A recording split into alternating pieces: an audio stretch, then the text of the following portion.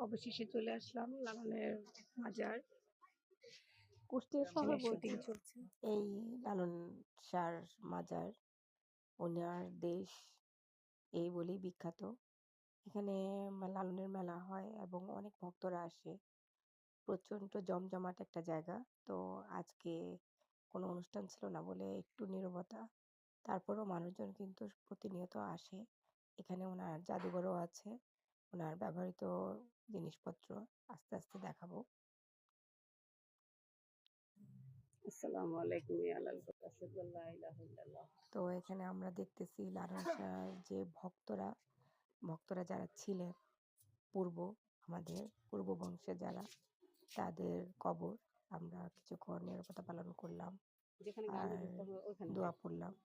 তো ভালোই লাগলো জায়গাটা আসলে ১ম আসা একটা এক্সপেরিয়েন্সটা অনেক চমৎকার।